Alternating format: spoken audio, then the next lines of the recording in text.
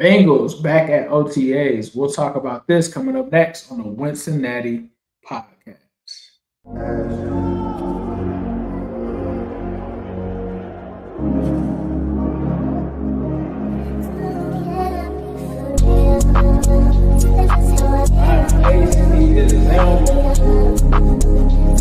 an exciting time to be a Bengals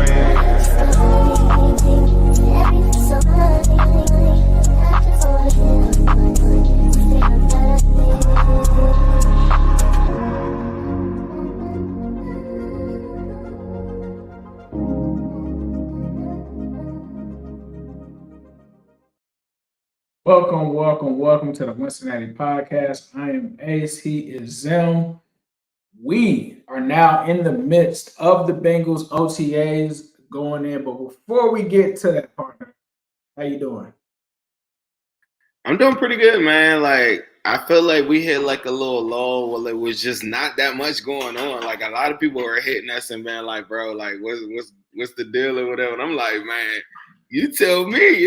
That was like one of the quietest week and a half or 2 week periods that I've seen in my Bengals. Like, it was like literally nothing going on, bro. But it was Shemar Stewart, Trey Hendrickson, Shemar. It was no update on the situation. It was the same thing. It was people talking about it, but it wasn't like you said. The same thing. Anything new. Yeah, it's the same thing. And then I would like log into Twitter or something and see like this brand new revelation of the Bengals got it. I'm like, bro, nothing has changed. It's the same Hendrickson standoff with the Bengals and him. And it's the same whatever. I guess the Shemar Stewart stuff we will get into a little bit. It ain't too much with it, but it's a little bit. His father had a really good interview the other day. I put that in our group chat or whatever, but it was some good sound bites from that. So we'll talk about it. Yeah, for sure. One thing that came out today is, and it was like an official statement, but it wasn't really much said in terms of what will be changing. But they announced today that there's changes coming to the Ring of Honor. After this year, the Bengals will review and explore ways to reshape aspects of the Ring of Honor to ensure it remains relevant and sustainable now and in the future. More information on the potential changes will be announced next year ahead of the 2026 Bengals Ring of Honor. So we know that there's changes. They're not saying what those are. We're going to hear about them before the 2026 Ring of Honor. If we had to guess, like, I don't know if it's going to be a change to the system. I know a lot of people feel like more people should be allowed in. I know a lot of people feel like the older candidates should be given kind of automatically a spot. I know a lot of people have talked about 2 spots is not enough. So is it going to be 3? Is it going to be 4? Are they just going to induct some of these guys? Because I thought it was interesting that they only really nominated, I feel like 9. I feel like in years past, they've nominated, or there's been more options. And it seems like they've kind of essentially constrained the list and like minimized it down to 9 people. What changes are you expecting for them to make to the Ring of Honor? I've heard some people say maybe they're going to do it every 2 years now instead of yearly. What are your thoughts on the changes coming to the Ring of Honor? I don't know. I don't want to speculate too much on it, but one thing that I would like for them to say or do is add a media member, to it. And because to me, I'm just being honest. This isn't shade, but Dave Lapham isn't one of the best Bengals players of all time. Right. And I just feel as though he's worthy of it, and he's getting older in age. I think a good way to get him to be recognized, and you could see that when you go to the stadium, is to add a media member and maybe do that one every 3-4 years. You know what I'm saying? Like something like break that up or whatever. And I think that would solve like the whole Lapham thing. I think a lot of people are a product of just hearing Lapham and used to seeing him. And then also you got that long waiting list, and you don't want it, to go like that. But that's one thing that I would change. Is there anything that you would change from the current system? I'm gonna like you said, it's not any shade or anything. Obviously, Dave Lapham is a legend from what he's done, like you said, in a media perspective. I tend to agree with you though, because if we're talking about the Bengals Ring of Honor and we're talking about honoring the great players and stuff like that, you have to honor the guys that have gone to Pro Bowls, gotten all pros, did certain things where, they have a potential to make the Hall of Fame. Lamar Parrish, right? Guys that come to mind, Max Montoya, right? Like, you can't make the exception for Lap just because you like him as the voice of the Bengals when it comes to the Bengals Ring of Honor, because we haven't really, like, if that's the case, Chris Collinsworth should go in, right? And Collinsworth was a hell of a player as well at the same time, but I think when you skip over some of the older guys that may have been really good guys in the NFL, then it starts to become about something more than just what somebody did on the field, right? And and I think, like you said, the media thing, I agree with you. If you're going to do something for the media and there's a special part for them as the Ring of Honor, I think you do that because, I'm not old enough to have seen Lat play. I've asked certain people and they said that he was okay, but they have not said that he was, this amazing player. He's an amazing announcer. And I think when you see that happen, you usually see people put up like the mic. Would you put up Dave Lapham's jersey in the Ring of Honor? I think you would want to put up the mic and that he was a key part of the Bengals community, but I don't know if you're putting up his jersey from that standpoint, But like I said, I'm too young to know, but I feel like going off of Bengals history, I've heard about so many Reggie Williams, like a lot of the guys that are there. I've heard about them for what they did on the field, not necessarily what they did from the booth. No disrespect to that, but it's like it kind of just makes the waters a little murky from that standpoint. So I agree with you. They got to figure something out. They also have to figure out a way to get some of those older guys the acknowledgement. I think a couple years ago said that they should do something where they just put in the whole like 80 team that made it to the Super Bowl, 70s team that made it to the Super Bowl, or at least a collection of the best players from that team, because then that just automatically puts them in and you don't have to worry about it anymore. But that's all I have on the Ring of Honor. I completely agree with you. And I felt like people would take it as hate, but I'm just like, from what I'm seeing and so many really good players that play for the Bengals and were just good players in the NFL in general being kind of looked over for the Ring of Honor, I was just like, all right, I don't know about this. I always felt like Dave would eventually get in, but I didn't think it was going to be before some of these more notable Bengals for what they did on the field. Yeah, I mean, I agree. I mean, me personally, I think for me it would be Parrish and James Brooks. Just going off of who's who I understand. Like, there's a lot of older guys like I guess Trumpy or like I'm trying to Montoya, like guys that are getting older or whatever. I definitely understand that. I also understand that you got to put the best in too. So if I had a vote, I think that's what I would do for my two. I guess we all do have a vote, right? So those are my two that I would vote in. So from day one when I seen the list, those were the two names that jumped out to me, and that's no disrespect to anybody else on the list, but I think that's a good problem to have, is that you have talented players, right, and things of that nature. And also they need to make sure for a good amount of time that they're keeping off, like, like some of the modern players, so that the older players don't get lost in the sauce. Because like once you start adding Tyler Boyd to the world into the equation, that's another person that might not get in the Ring of Honor, but that's another person that could take votes away from somebody else. So like, I don't know what the timetable is on that stuff. The only person in the modern, day that should even be, I guess, a couple of them got in already, like Ocho and AJ Green and Gino would be, you know what I mean? So like, yeah, like it gets to the point where, like you said, you mentioned Gino, like TJ Houshmandzadeh versus Lap. See, I would keep them.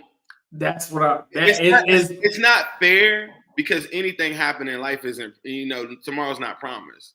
Right. But they got to keep some of those guys off. You know what I mean? Right. Yeah. No, I agree. They got to figure out a way to go by decades or whatever. Yeah, like you said, they got to figure it out. But switching gears, Jamar Chase, kind of spoke about the preseason, kind of talked about, the 0-2 kind of thing. Kind of said if it was up to him, he wouldn't play, but then kind of hinted that they should play in the preseason. And then was kind of like, I don't know, that's not my job. We'll figure it out. I personally think they need to play. I think they've played at least like a series, right? But do you think that that's enough? Like, I know that you probably don't want anything to change, right? That's what I get from you is you're like, I think it's all circumstantial. But to me, the only guys that should be playing is offensive line and defensive line guys that are like starters, right? Because you got new coaching and you're trying to figure out a lot. I don't need to see Ja'Marr Chase in preseason. I do not need to see T. Higgins in. Y'all have to understand the level of hate that people have for like a lot of our players. I do not need to see Joe Burrow dropping back with some idiot that got drafted in the 7th round that absolutely has a dream of hitting Joe Burrow and trips and falls on his leg in preseason. Like, I get it. People want to see it. People think that will help them with the rhythm. But no live action in a preseason game can get you ready for the energy of a regular season game, in my opinion. I think Joe Burrow has been pushing for it.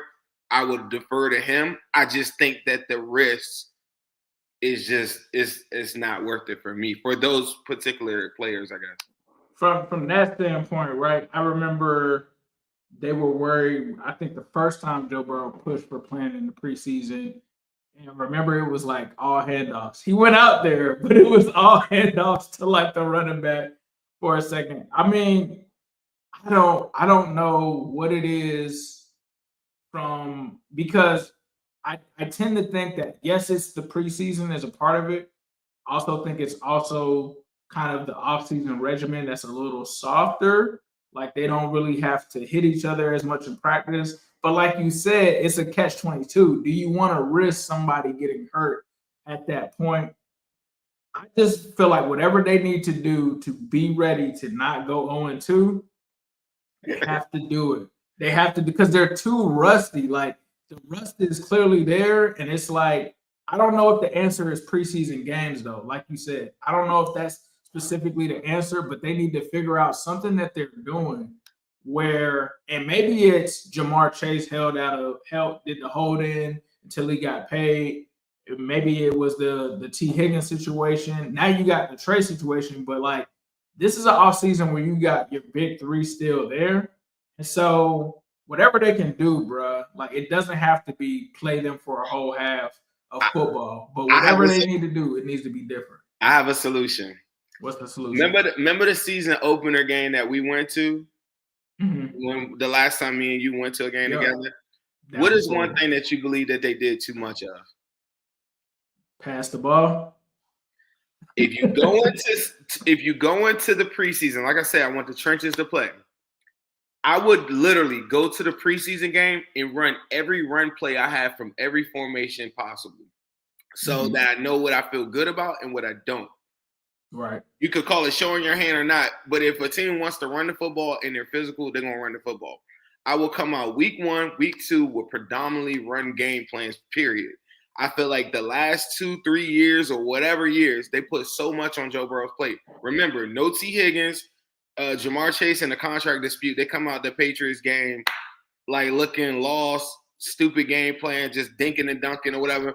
If you came out there and established a run, and I know it's harder than what it sounds for, like, they'd be like, but Zim, they can't run. Well, damn it, we're 5 years into this thing. If you don't know how to run, don't tell me about how players don't fit in a Zach Taylor scheme or something like that. You can't figure out how to get 4 yards of carry 5 years later. Then if you're a Zach Taylor enthusiast, you need to show me what makes him so special if he can't figure out a way to get 4 yards of carry and go with a more run-heavier scheme just for a couple of weeks while Burrow gets into the swing of it. And then you rely on Burrow to get you through your third down in the shorts, and you rely on Burrow to go win you the game. In both of those instances, hopefully both of those games, you have a sizable lead because you took control of the game and you ran the football. If you go into week 1 or 2 and you're like, yeah, Burrow, just go do that thing you do, drop him at 40 times, that's the key to 0-2 to me. That, like, right. Bro, that's just not how – I've heard him talk. He said, I need reps. I need, like, when he was doing that Colin Cowherd show every week, He'd be like, bro, as the weeks go on, it slows down. You can't come out there and just put too much on his plate. And I think that that's a bigger key than saying, well, Burrow got out there a couple of weeks in preseason, so he's ready to go. Like, I just don't feel like that's the missing key. The juice is too much or something like that. Right. I can't. If Burrow, you know what I mean? Anything can happen, bro. You could be doing a play action. And the dude, we're not even gonna put that out there. No, I didn't say that he would get hurt. I didn't say it, but I'm just saying you can do a play action and an idiot comes and hits you, right? And then everybody be at home saying, "What are you doing with him out there?" Right. Nope, you're right. Other news: Josh Newton was in the slot because Dax Hill is still recovering from the ACL surgery. Jalen Rivers lined up at tackle. What were your thoughts on Josh Newton? I know you wanted to talk about, is Josh Newton going to start? Who's the starter at the nickel corner position? I think that Josh Newton, I do think that he will start out the season, as the nickel corner. I've thought about this a lot. In nickel packages, you will have, Newton, and you figure out a way to get Dax out there. Like, I don't know, like in some kind of hybrid, whatever. I don't know. But the concept, this is what me and you were talking about briefly. Mm-hmm. They've said that they want Dax Hill on the outside. Dax Hill's coming back off of ACL. That's tough. I'm not saying he can't do it. That's tough. You're going to have guys ahead of him, and Taylor Britt, whether y'all feel as though he had a bad year, he didn't come back or not, like, when he's on, and he's going to be there every day for OTAs. It's hard for a coaching staff to say, oh, yeah, hey, Cam, I know you were here every day, but, yeah, Dax is back now off a torn ACL. He's got your starting outside. So, like, that doesn't even make sense to me. And then DJ Turner, he's out there. So that's the other one. So I'm like, all right, so if you think, I don't know, that's where I'm at with it. It's like Newton would be like the penciled in slot for me. I think Dax, just by like, he doesn't start per se. I think they bring him in. They've already picked up his 5th-year option. So there is no rush for him to come back. I think we start off the season. But don't you think that makes him CB1? Like, because you picked up his option for next year. You said, go ahead. I think it buys them more time to say, we value you. We can gradually bring you back in. As soon as somebody gets hurt, you're in. We have packages for you. You're going to get 20-something plays a game. We don't have to. We know who you are. We've already picked up your 5th-year option. I think it's the exact opposite. You feel as though the 5th-year option means that he has to play? Yeah, I think so the funny thing is, the only thing that's changed from what I believe that was announced is May 28th and Dax isn't back, right? Like, I remember months ago, they had already said Newton was going to be the nickel corner, and everybody was complaining because they were like, well, why don't you try to see if Dax can play it or somebody else or DJ Turner?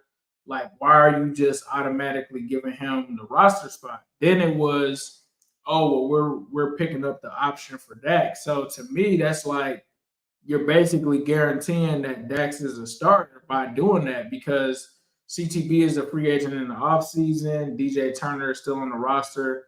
But I read something earlier. The whole philosophy for cornerback is changing on this team, right? It's not going to be from what Al Golden said, or people close to the situation that are talking about the new defense, which is a bigger overhaul than I think we were initially sold. The terminology's changing, all of that. From what that article said, it said that they're going with the cornerbacks based off of matchup. I think you're going to see, and I said this on Bleacher Report earlier, I think you're going to see, we're watching the NBA playoffs, right? You run certain rotations, right? I think they're going to run certain rotations based off of the matchup, just like an NBA team would. I think if you have a DK Metcalf, you're going to see CTB out there, right? But if you have, and they even brought up your boy from Miami. They talked about him. They talked about the kid from Miami, the late pick. I don't know why his name is escaping me right now. We talk about him all the time. Rivers? No. The corner from Miami. He got hurt. I want to say is it DJ Ivy, yeah. Oh, Ivy. DJ Okay. Ivy. They Okay. name dropped him. They said DJ Ivy can play against tight ends. So, like, he's going to get snaps against tight ends. I think what you're going to see is DJ Turner on the small, shifty receivers that are fast. I think you're going to see Dax Hill when they have someone athletic. I want to know who they're going to put on Justin Jefferson. When we play Jettas, which is going to be the guys that they pick out of that 3. I think that's what you're going to see. They better double up, and somebody got to go one-on-one with Addison. That's just the way. Yeah, and I think that's DJ Turner, and it's going to be, is it CTB or Dax for the other one? I think that's what it sounds like that they're going to play it with. Is I think you'll see a combination of them week to week. It might change, bro. It might change who it is. It's going to be based off of, I think, the personnel. I have to give people the background. What are your thoughts on Taylor Britt?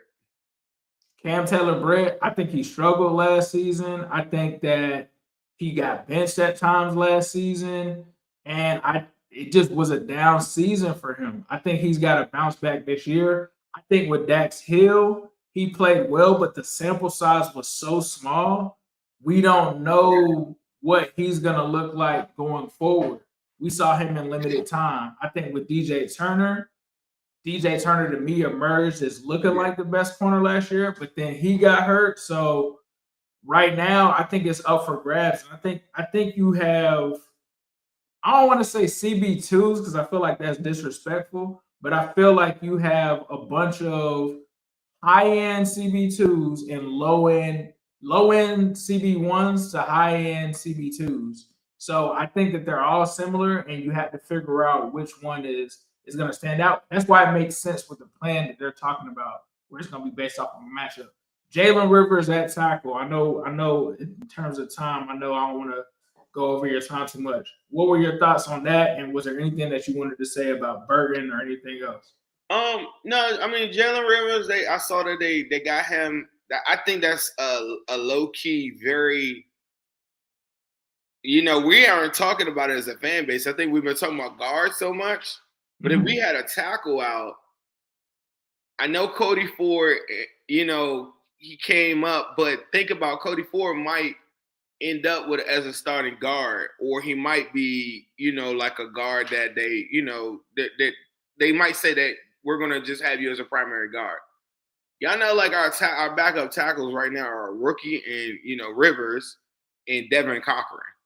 Like that's not good. That's kind of nasty. We haven't been talking about tackle at all, and we're talking about 2 guys like Mims coming off of whatever happened to his hand, and Orlando Brown coming off of a broken fibula or whatever he had. That's not good. And I thought that they would work Rivers some at guard. I mean, it's early. We're on OTA day 2, 3. Yeah, day 2. So maybe we'll see it, but yeah, I don't know. Can I say that going back to the corner thing real quick? Mm-hmm. I'm way higher on CTB was the point that I was going to make, I guess. Mm-hmm. And I think that the best of CTB is what the NFL is to me. It's like a playmaking dude. You think about the one-handed interception. You think about the interception on Stroud. You think about the interception in the Cardinals game right before the half. Like all of these different, like that playmaking ability to be able to go make those plays in those crunch moments a lot of times. His best is hard to pass up on.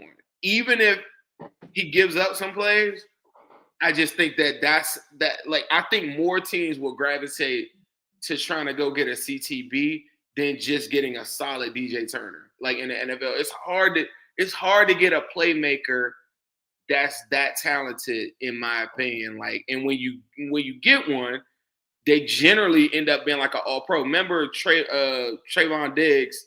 He wasn't a great cover guy, but he had all those picks. And then you see Deron Bland follow that up. He gets all those picks. Nobody really looks at them as like a lockdown corner. But when you make plays and you're able to catch those picks, you get all pro titles. So to me, I think that it makes it very hard for Dax Hill to get on the outside to me. And that's why I think that him in a slot isn't that crazy to me. I think that that's what he played in college. I think he does it really well when he's closer to the line of scrimmage. And I do think like Fig, though, is really, really talented as well. It's a good problem to have. It's a really good problem to have. Nah, it definitely is a good problem to have. Speaking of a good problem to have, wide receiver 3, Jermaine Burton, he's back. I mean, we always knew this about Jermaine Burton. This is not new. He has been talented. The key was locking in right, and it appears that he is locked in this offseason. A lot of people are posting him. I thought the interesting thing was obviously people are going to talk about the character and all of that, but the thing that I think people kind of missed out on was like the knowledge of the playbook, the knowledge of being that role. I think an important thing that Troy Walter said on this podcast was that he was used to being the number one guy. So becoming the third, possibly fourth guy wasn't really something that he was used to. I think that he kind of struggled with that. Seems like he's locked in, bro, for like a big season possibly coming up. And that's one of the reasons that we've been on the Burton train, right? What he could do on the field, talked about it being the new Migos. If Burton is locked in, bro, I feel like this is a conversation we've had, so I honestly don't have much to say on the topic. What do you want to say about Jermaine Burton? I think that last year, I'm going to make the short version of this. I think the last year, fans tend to pick people based off of how they see, how they want it's almost like music, right? You don't listen to artist that just talks about like robbing people all day, right? Well, me, like I don't know, like you could, right? But you don't go and be like, yeah, like that's what you know what I'm saying. Like generally people listen to music based off of vibes and different things that match like what they like, right? And I think that's how you pick your favorite team, or favorite player on a team. It's like off the vibes and everything like that. I think Burton last year for me is more in the vibes of like what I'm with. Like it doesn't make sense. It's super unorthodox, but it's super talented. And I feel like that's what makes me gravitate towards him. I think a lot of people say, well, man, he got kicked out of his. I'm like, that never happened to me, but it could have. Like, I made a lot of noise when I was in college. You know what I'm saying? Like, every time something happened, like casino, I'm like, I always looked at it like, yeah, I mean, that's not that crazy to me. You know what I mean? Or like, being late to something, you got to be on time. And I had to learn that, though. You know what I mean? And I think a lot of people were just like, get him off my team. And I'm like, it's a third-round pick. And I think now that time has gone by, I think people are starting to come back to say, wouldn't be that smart just to say, like, he shouldn't be on a team. And then you see all these other teams that are like, I wish we had a Burton. You know what I mean? And Bengals have a Yoshi and a Burton. And if you really, really want the Bengals to win, it's not about like picking Burton versus him off the hand. It's all about winning to me. And if Burton's out there playing really well, like imagine Burton with 600-700 yards in this offense. We might be talking about the Bengals as one of the greatest offenses of all time. Like that's literally the numbers of Azakim with the greatest show on turf. Like, you know, what is recognized as one of the best offenses of all time. And so that's what I'm in love with that. Even outside of just me liking Burton, like as like the personality and all the different things, like the Sally and all the different things that he does, I think that's dope. But if you want to have like the best offense and you don't think that the defense is going to be great, which I don't think it is, I think it's going to be maybe better. But if you get success at that level from him or any level at all, it means your team is playing well. And so anything away from that, I just don't understand it. Like, I just don't understand. I'm a Bengal fan. Like, you know what I mean? Like, people on Twitter from a Bills fan or a Ravens fan will be like, yeah, Burton's a bust. He sucks. I don't think Bengals fans would be telling me that, but they did. And that's cool. But I want to win, and I think that he can help us win. And anybody that can help us win, to me, is like a no-brainer. Like, you want the kid to get it right, and I don't know. I think he's gonna be fine, man. I still have my, you know, like I still have my doubts, just like anybody else about him. You know, you never know. You know what I mean? Like he's still like a kid, and he's got to mature. So it is what it is. But if he plays well, I mean, we don't need Jamar Chase as a Triple Crown winner. Joe Burrow's throwing for probably 5,500 yards or something like that, and we're more successful, and we have a better offense, and the defense can kind of pin their ears back on third down. Like, to me, that's what it represents to me. No, I agree, man. I think Burton in this offense is going to be a huge thing, and if he's locked in, like people are saying, I think that's a good thing for the Bengals. Was there anything that you want to talk about before we get out of here, bro? No, that's all I got. I mean, we might. You want to talk about some chicken wings or something? Yes, sir. Let's toss it over to our good friends over at Midwest Best Barbecue. Now they call T. Higgins, or you say number 5s. Either way, you'll be winning some hot honey lemon peppers. Now they call T. Higgins, or you say number 5s. Either way, you'll be winning. They was them hot honey lemon peppers. Now they call T. Higgins, or you say number 5s. Either way, you'll be winning. And much love to Mama T, Uno and CTB. MB's got Bengals wings, and now we just added T's. 9 to 5 winning things. Gritty for Uno wings. We say yes, Sirski now. Like Aces and be saying that T got them new wings. Only at MB's. Hot honey lemon peppers. Now you can call them T's. Hot honey lemon peppers. Now they call T. Higgins. Or you say number 5s. Either way, you'll be winning them hot honey lemon peppers. Now they call T. Higgins. Or you say number 5. That was nice. That was nice. I ain't gonna lie. 669 Justice Court in Loveland, Ohio. Make sure you stop in and tell them Aces and sent you. T. Higgins, hot honey lemon pepper wings. You can get those. You can get the brisket. You can get it all over at Midwest Best Barbecue. Make sure you stop in there and let Tim and Nicole know Ace and Zim sent you there. Thank you guys so much for tapping in with the Cincinnati podcast. Please remember to hit that subscribe button, hit that like button. We truly appreciate that. Make sure you share this content with your friends. It is the off season, but OTAs are back. So get used to us coming out with more content more frequently as things pick up. Also, be sure to check out the Bengals post over there with Jake and Mom. We appreciate you guys for tapping in with us. And of course, we're going to end this with a yes. Sirski.